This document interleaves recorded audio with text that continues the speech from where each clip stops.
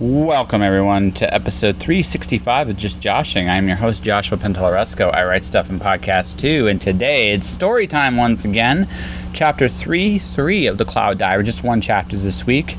And I have a guest of Stacy Overby. Stacy's going to come and read from her book, Tattoos, which was really, really freaking cool to actually listen to.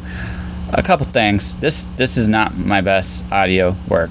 I'm not even gonna lie, but it was hell to get this even to work like this. This is just one of those days where the machine just said, "You know what? I ain't cooperating with you. I'm gonna do everything in my power just to wreck your shit, wreck your day, to get in the way of everything you're working towards." And you know what? It worked. It was a nasty master plot. I couldn't do anything about it, and yeah, so I'm going to apologize in advance. It's not my best, but it really is the only take that worked. Every other take just completely just randomly shut off on its own. It was like, nope, you ain't doing this today. Okay, you evil little machine. I got you though. It took a lot longer than I thought it would. It took way more work than I thought it would, but I finally got a recording of chapter 3 out, and I'm calling it a day there because I don't know how the heck I'm going to get chapter 3-4 in. 3-4 and 3-5 though will be next week's episode. But that is it. But this is also Mother's Day. I'm going to do a little Mother's Day message here at the back end of this. But for now, why don't we just get into the first reading, shall we? This episode of Just Joshing is sponsored by Indie Imprint. Indie Imprint supports creators by creators. Whether you are writing a book or creating a video game, Indie Imprint works with its clients to produce, edit, and present their projects to the world. For more information, check out their website at www.indieimprint.com. Flu, what do you know about it?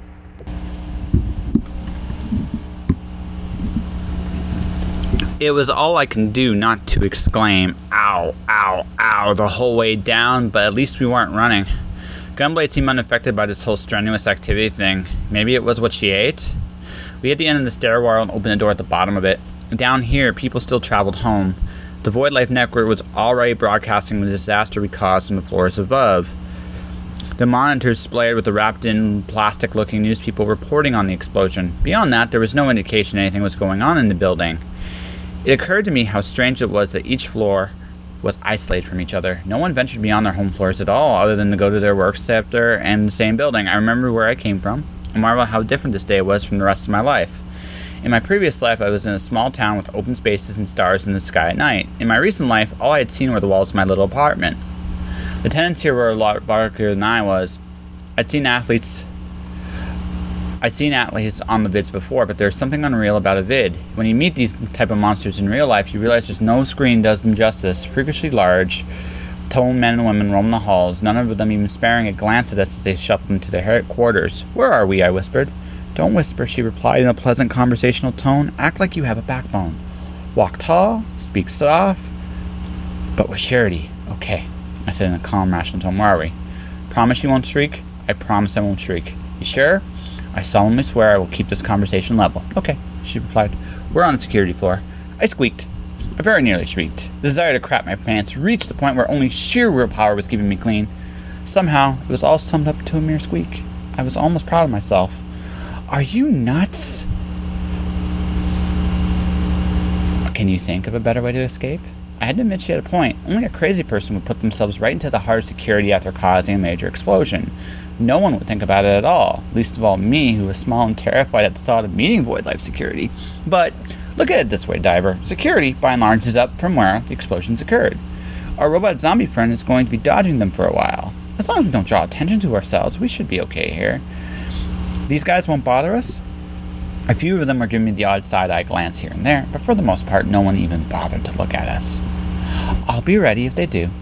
She was so sure of herself that I decided to keep my protest silent. The incredible part was they worked out exactly like Gunblade said it would. We walked through the whole floor undisturbed, which was eerie after the last few hours of excitement. It seemed as though Adventure decided to give us a break, at least for a little while. G. Gregory Bender awaited us at the end of the hall again. This time, it was a picture of him presenting the completion of the Oliver project. The first upright, walking, humanoid robot stood facing the crowd in a picture, waving to what could be generously described as a mixed reaction from the crowd. Some gazed in wide-eyed wonder at the robot waving at them. Others could be seen looking away from it, and others still were raising their fists violently at the machine in terror and hysteria. It had been 20 years since that moment, but even so, the response from the populace delegated most of the artificial creations of Bender to menial tasks. Everyone knew this was a waste of their capabilities, but that was the trade-off for them existing. We liked what they did for us, but we hated that they could do more. Possibly more than we ever could. Another fire escape? You catch on quick, Gunblade answered, taking out another cube. She placed it on the wall. We're going to create another scene here, Gunblade explained. When I blow this wall, start running. There'll be trouble until we hit the bottom. Trouble? Just hearing that word brought my heart to the back of my throat. Security will turn to attention to us once I create yet another hole in their walls. Why can't we just go out through the front door, I asked. Because once I blow up the hole, the rubble will quickly seal the entrance into the escape, cutting off security's ability to chase us. This is why it's important you run, Gunblade insisted. I knew the alternative if I was lucky. It would only be a chat with security. I couldn't imagine how that would go. If I wasn't lucky, I didn't want to think about that. Her tone softened as we continued walking to the wall. If we did go through the front door, while quieter, that would leave us open to being chased as soon as they realized we're gone, which, once we opened the front door, would be immediate. I caught the gleam in her eyes. She set her cube to the wall and had us back up a little further. Gunblade's grin was pure rapture as the cube started to make an unnatural noise as it heated up. Why are you grinning? I had the sudden urge to run. I hate this place. Blowing it up has been cathartic, she answered.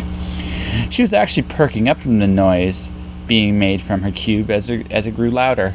I heard my internal monologue reply with, "Oh no," and I cringed. Oh no is right up there with adventure, fun, and trouble. It's things you don't want to hear or think about. Nothing good comes from any of those words or thoughts. Nothing. Ready? She asked as the cube started to boil. Not even close to ready. The noise stopped and a loud boom echoed through and shook the whole building. The pitcher bounced off the floor and the wall fell to reveal another staircase. Go! Gunblade dashed past me and I did my best to keep up with her. Voices behind us muttered in confusion. The rumble of earth gave way, deafened me. I just kept sprinting, not daring to turn around to see the danger behind me.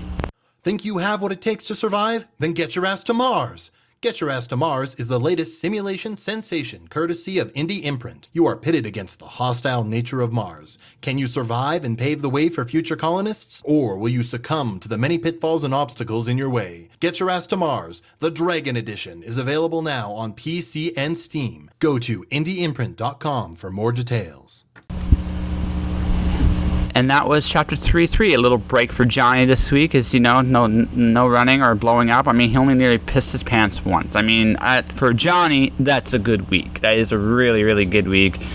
Man, I'm having fun writing Cloud Diver Dude right now because I'm making him pee, squeak, get punched a lot. I actually enjoy having Johnny get punched in the face, I have to confess. Maybe it's a little bit of a malicious habit of mine, I don't know, but I've enjoyed it. The book tour has officially begun on blogs. I've appeared on Kat Flannery's blog. I did a little thing about unicorn pens and distractions, so go to katflannerybooks.com if you want to read that. I did an interview with Talina Winters, also talinawinters.com. You can definitely check an interview with that. But the Cloud Diver is available for pre-order now. The link's in the bottom of the page, so at the bottom of the episode description. So I hope you guys definitely, if you guys like what you read, and although this week is like weird, I'm not going to deny it. If I would appreciate it, click on an order. That'd be great. So let's talk about Stacy Overby. So I did a call out to buy some books, and one of the people I bought actually was Stacy's book. Stacy's a great writer, but also a good human being. She's one of the people, like in the essential worker phase, that you really think of as an essential worker. She does care for youth, and she's a counselor, and she's doing all kinds of good stuff even now. She's a great writer, so why not just listen to her read for a little bit, and then I'll wrap this up. All right? All right. Hey everyone, this is Stacy Overby. I will be doing a reading out of Tattoos, the first book in the Black Ops series. Chapter 1. An electronic voice buzzed in over their intercoms. On approach to drop point, prepare for drop. I hate this part, Sean Russell grimaced. Wuss. And to think you're what they recruit for Black Ops these days. Eli Thorson grinned at the blonde man. Sean punched Eli's arm in response as the men stood up to secure their gear. They had to have everything they needed. Once on the ground, there would be a communications blackout. They wouldn't even get to talk to each other, much less call in for something they'd forgotten. Eli rubbed his left bicep again. It reminded him of the tattoo there, and on his chest. The one on his arm reminded him of the ancient Norse art his mother had from old Earth. It was a stark black skull with a net-like background. A fresh, thin line of blue outlined the skull, expertly woven in so it appeared as if it had been there from the start. His mother's words echoed in his mind.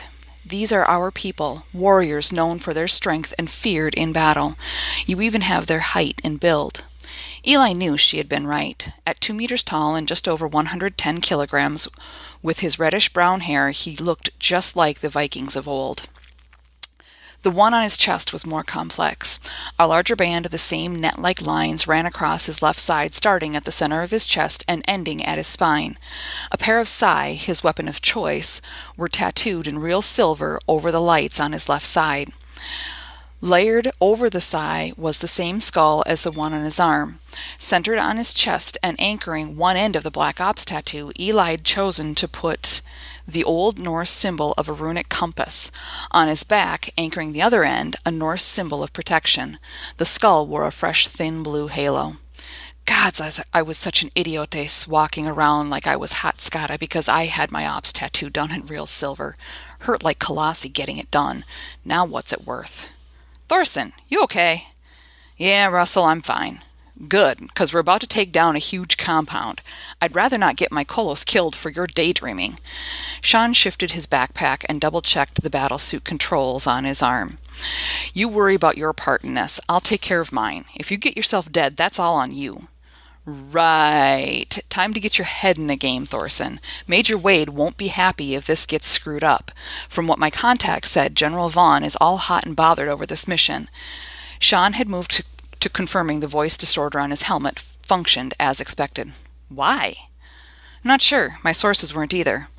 Black Ops had no rank on mission. No rank during missions meant the best man for the job got command for the mission. Eli grinned.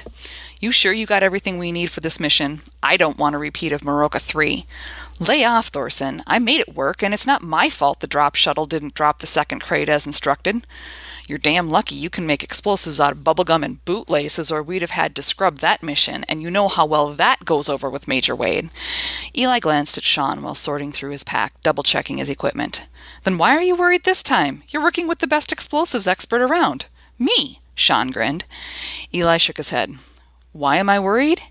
Do you even hear yourself, man? And the protocol says you're in command. God's help us. I got this. As long as you don't forget your backpack or the explosive lessons I gave you, we'll be fine. That makes me worry even more. Why? The indignity in Sean's voice made Eli laugh. Because the last time you said you had this, you Dakara near blew us up in the process because you got overzealous with the explosives. But the buildings collapsed as planned, along with 3 others. Sean gave Eli a shove and resumed settling the last of his equipment in various pockets on his battlesuit and in his backpack. Eli resisted the temptation to scratch his chest. He wasn't as excited to get the blue done as he had been when he got the original tattoos. In fact, he'd gotten to be just plain tired of the whole Black Ops routine. 50 missions. That was all he needed to finish. He would be a free man, they told him. In his youthful ignorance, Eli never asked how many soldiers completed 50 missions. Zip. 0. No one had ever completed all 50 missions, and I was dumb enough I didn't ask before signing on. About half the time he worked alone. Sometimes he worked with a partner, but when his luck held, he worked in a team of 3. But those missions often turned ugly in a spectacular fashion.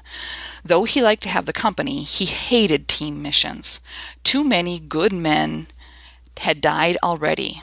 How many more will die before it's my turn? The electronic voice buzzed in over their intercoms again. Drop zone in 1 minute. Take final positions. The 2 men, dressed in lightweight black body armor, moved toward the rear of the craft. They secured their helmets and double-checked each other's drop packs. Tapping each other on the helmet, they each gave a thumbs up. Everything was ready. He gave in and rubbed the healing ink on his chest. Ironic placement of the ops tattoo, considering it's been a couple years since my heart had been in this. But what else would I do anymore? Mission 32. 18 more and I'll be free. But can I make it? I can't believe I'm good enough to be the first to make 50. He gave himself a mental shake. Sean was right. He needed to focus. A great way to make sure he'd never make 18 more missions included daydreaming with a pack full of explosives strapped to his back while about to jump into enemy territory with who knows what waiting. The floor phased out beneath them and they free fell. Darkness covered the planet below, which helped keep them from being seen. Eli knew United Earth government scientists designed his armor to avoid any scan detections. One of the few things the UEG did for them was get them the best equipment available, most of the time. Eli figured he'd have made it if they would apply the same diligence to getting them high-quality equipment consistently. They had yet to figure that out. They fell for almost 2 minutes before checking positions on their wrist scanners. Right on target. It would be another minute before they made it to the ground. The same technology that allowed their armor to deflect scans supposedly didn't work on the scale of a transport shuttle. The scientists said they didn't understand why. Eli thought it was because it would be so much more expensive to carry out, and the UEG had a notoriously tight grip on their credits. Their target lay below them. Close enough now, Eli saw the dark outlines of the compound walls. They didn't want to drop too close or they might risk being seen. Black or not, middle of the night or not, their armor did nothing to prevent people from making a visual identification as they fell. The moment of truth came. Eli and Sean were about to find out if the new inertial controls added to their drop packs would work. If the controls failed, the two of them would not see another mission. Eli made eye contact with Sean via the night vision adapted shield on their helmets. Sean gave him a thumbs up, indicating a green light to deploy their mini parachutes. Eli took a deep breath and pressed the activation button. Faster than he could track, the parachute opened and the controls kicked in. He and Sean went from free-falling at terminal velocity to a controlled descent so fast the suits jammed into their bodies with unprecedented viciousness. Eli made a mental note to see if someone could tweak the inertial controls. They hit the ground with ease, neither of them losing their footing from the impact. They activated the controls to retract the parachutes. Eli pulled his pack off his back and dug out and assembled his Fractal, a handheld computer that could separate into several components. He tapped on the screen and both men studied the topographical information it provided. With several hand cues, Sean directed Eli to the northwest. Eli put his Fractal away and donned his pack. Both men pulled pulse rifles from slings rigged to hold the rifles close despite the rest of their equipment. Eli headed northwest as directed while Sean took off to the northeast. It dawned on Eli as he moved in silence through the trees no one knew his location. Standard Black Ops procedure enforced that, sure, but Eli never thought much about it. Major Wade and Sean were the only two who had intel on the location of this mission. Even the transport pilot had no information beyond the bare minimum for the flight plan, which did not include the identities of the soldiers he'd transported. Then again, it wasn't like he had anyone beyond the Black Ops guys who would even care he was gone. Black Ops guys were used to things like that happening. Holy Hades, man, pull yourself together. This is a great way to get yourself killed. Several minutes later, he spotted the high walls of the compound ahead of him. Eli stopped just on the edge of the tree line and dropped his pack. He took out his Fractal once more, tapped it on, and adjusted several settings. The unit searched for any scanners along the walls. Nothing. He put it away and did a quick visual check before moving out. Staying low and running, he made it to the walls a few seconds after leaving the concealment of the trees. Eli worked fast. The plan was to set the charges and be well away from the compound in less than 15 minutes from when he and Sean split up. The tough part was that Sean had shaped the charges. If he didn't set them with the correct orientation, most of the power from the blast would be directed away from the compound. Then the compound would not be destroyed, and he'd be in deep scata for not having fulfilled his mission. But Sean had drilled him without mercy on the appropriate placement before being deployed for this mission. Eli felt confident he could do it right. Colossi, knowing my luck, they'd make me start the 50 missions over again and make me get the blue ink removed, if there would be enough left of me to be pissed off at. As Eli set the last charge, a sound caught his attention. He froze against the wall and listened. The seconds ticked by in silence. Just as it seemed certain he was hearing things, it came again. Eli swore he heard a baby's cry. He waited without moving a muscle for a little longer to catch it once more. It never came. He shook his head, finished placing the charge, and replaced his pack.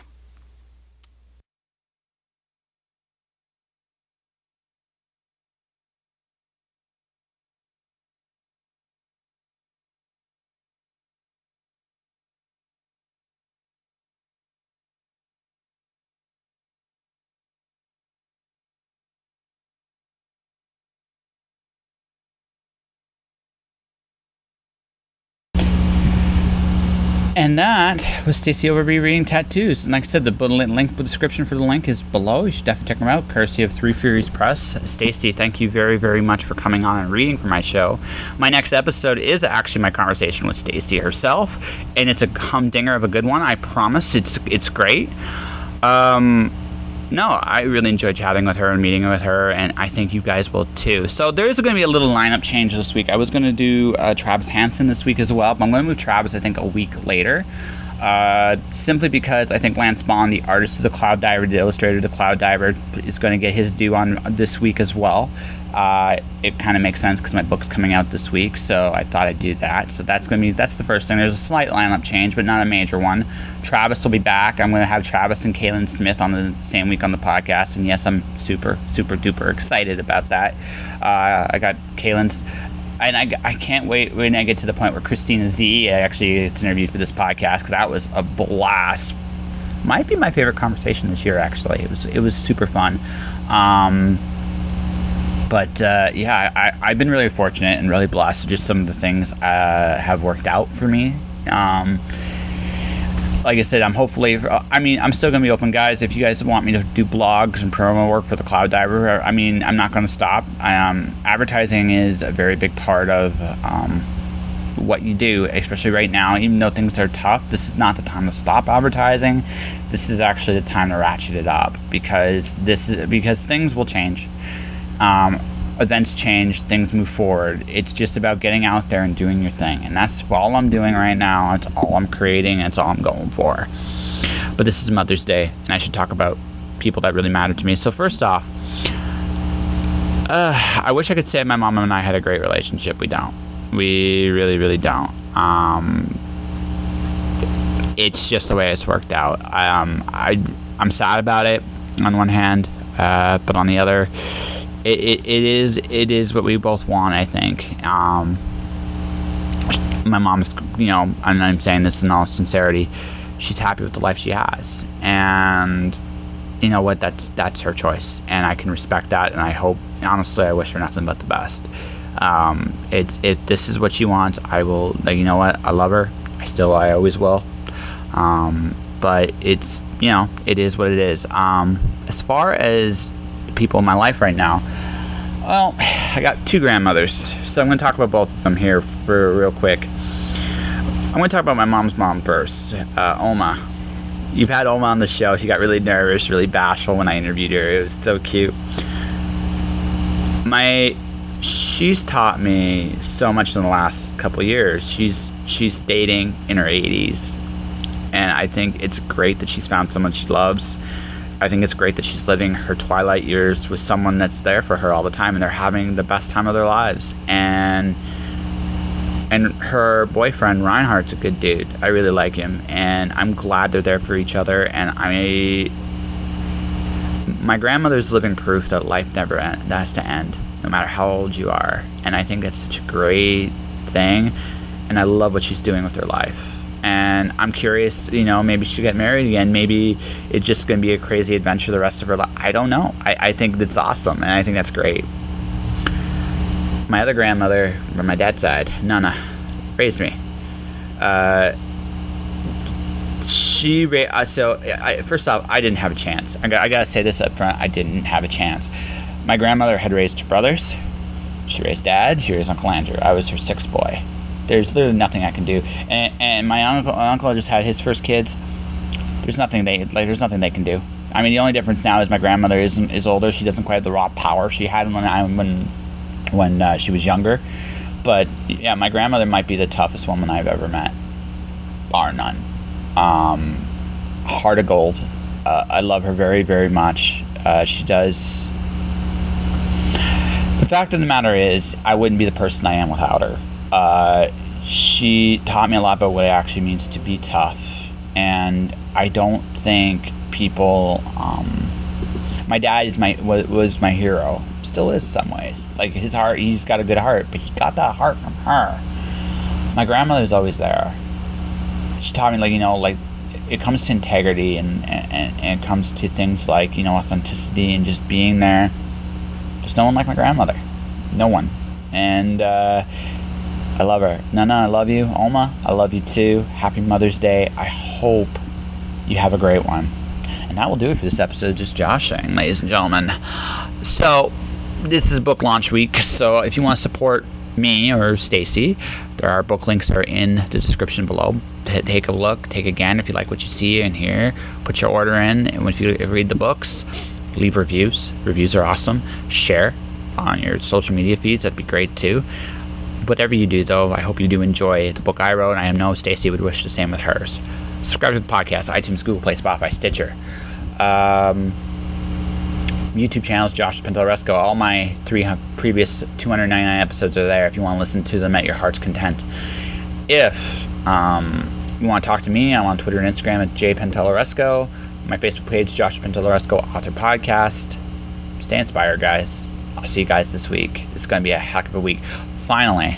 I should mention this as well. Next Sunday will be my first live show, my live Zoom cast this year.